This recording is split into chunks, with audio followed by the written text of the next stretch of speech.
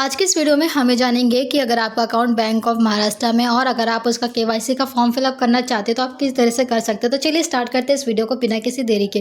तो देखिए कुछ इस तरह का फॉर्म मिलेगा जो कि आपको फिल करना पड़ेगा। तो लेकिन उससे पहले एक छोटी सी रिक्वेस्ट है कि अगर आपको वीडियो पसंद आए तो प्लीज़ हमारे चैनल को लाइक सब्सक्राइब एंड शेयर करना ना भूलें।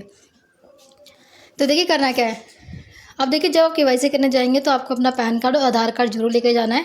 इसके बिना आपका वेरिफिकेशन नहीं हो पाएगा और आपका केवाईसी नहीं होगा, उसे कैंसिल कर दिया जाएगा।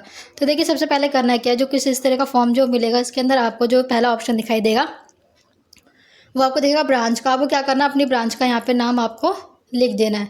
ब्रांच का नाम लिखने के बाद देखिए अब आपको क्या करना है, जैसे अपनी ब्रांच का नाम यहाँ पे लिख देते हैं, फिर उसके बाद यहाँ पे लिखा होगा नेम। यहाँ पे आपको अपना पूरा नाम लिख लेना है जो भी आपकी पासबुक की कॉपी में लिखा होगा। लिखने के बाद देखिए अगर आप सिंगल हैं तो क्या करना है, यहाँ पे देखिए फादर का ऑप्शन मिला हुआ है, यहाँ पे आपको अपने फादर का नाम लिख देना है। फादर का नाम लिखने के बाद देखिए फिर क्या होगा, आपको नेक्स्ट कॉलम दिखाई देगा। यहाँ पे देखिए क्या करना है, यहाँ पे लिखा हुआ है डेट ऑफ बर्थ।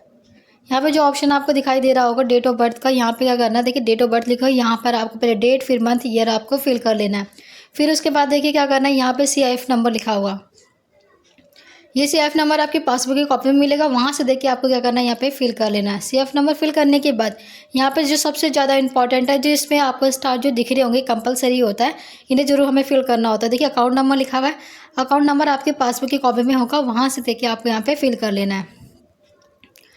अब जैसे आप फिल कर रहे थे उसके बाद देखिए यहाँ पर जो नेक्स्ट कॉलम आपको दिखाएगा करंट एड्रेस।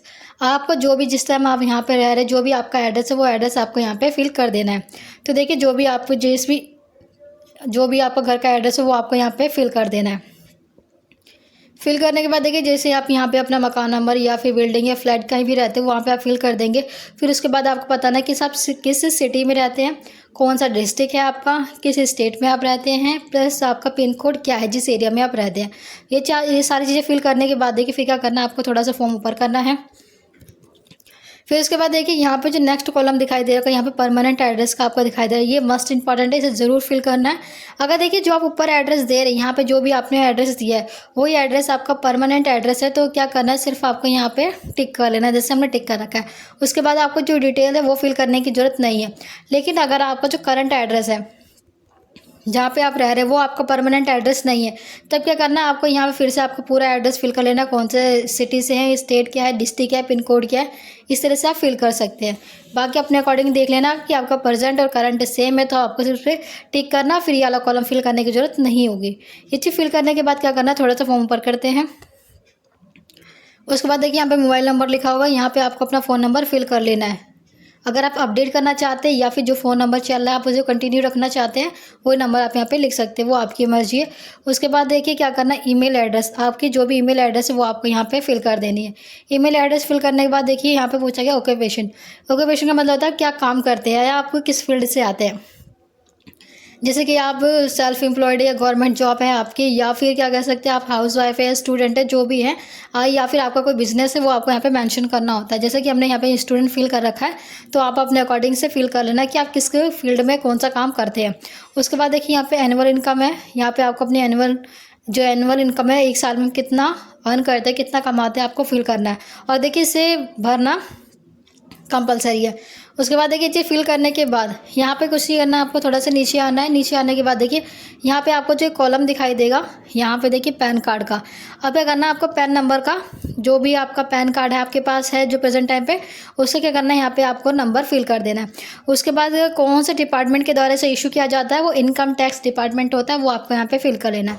ये डिटेल फिल करने के बाद देखिए आपको यहाँ पे किस तरह की छेड़खानी नहीं करनी है, फिर आपको सीधे नीचे आ जाना है।